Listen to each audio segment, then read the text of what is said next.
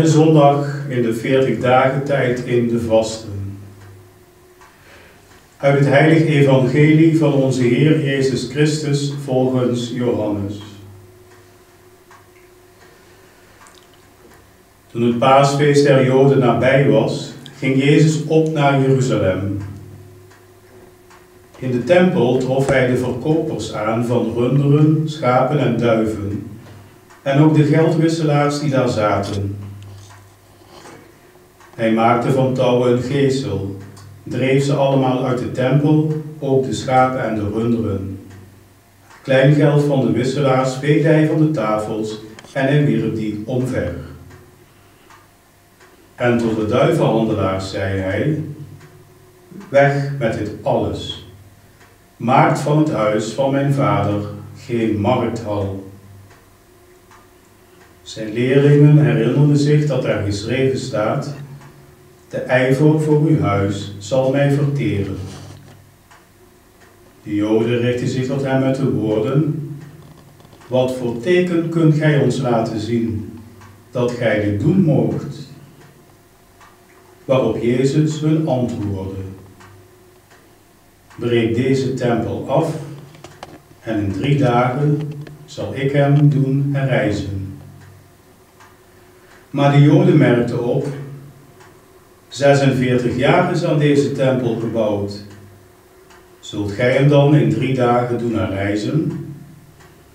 Jezus echter sprak over de tempel van zijn lichaam. Toen hij dan ook verrezen was uit de doden, herinnerden zijn leerlingen zich dat hij dit gezegd had. En zij geloofden in de schrift en in het woord dat Jezus gesproken had. Terwijl hij bij gelegenheid van het paasfeest in Jeruzalem was, begonnen er velen in zijn naam te geloven, bij het zien van de tekenen die hij deed. Maar Jezus van zijn kant had geen vertrouwen in hen, omdat hij allen kende. Hij wist wat er in de mens stak, en daarom was het niet nodig dat iemand hem over de mens inlichtte. Zo spreekt de Heer. Wij danken God.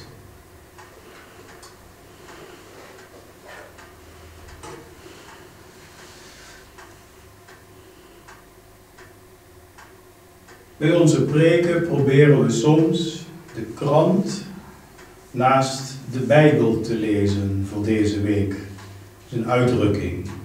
Anders gezegd, om de actualiteit van het leven van deze en komende week te verbinden met ons geloof.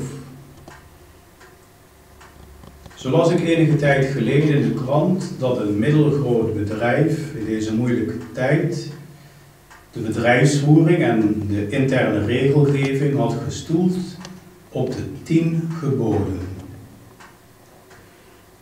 En zo zei het artikel dat het wonderlijk genoeg heel goed werkte.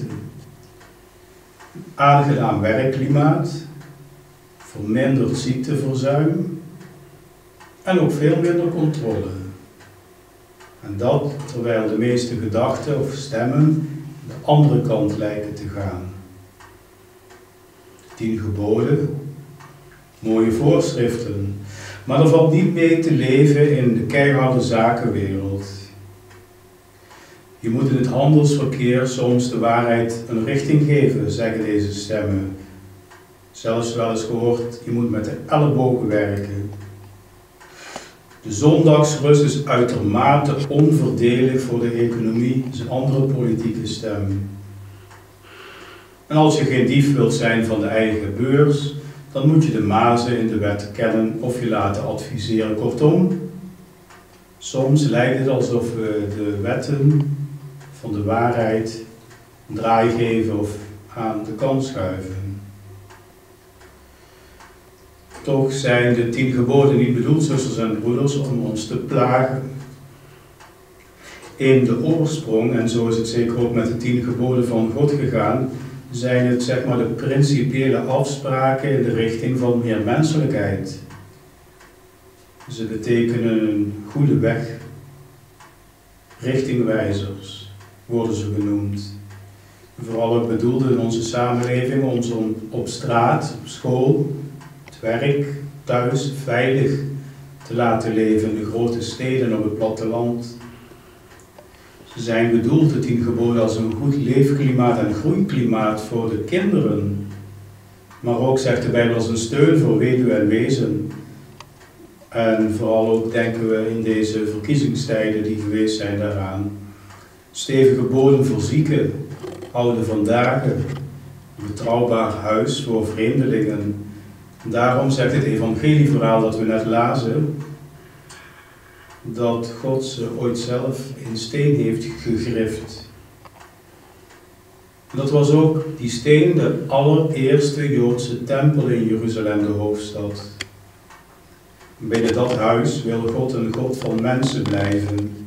Maar ook dat mensen er buiten in hun huizen en in hun werkhuizen, in de gemeenschapshuizen in harmonie leven.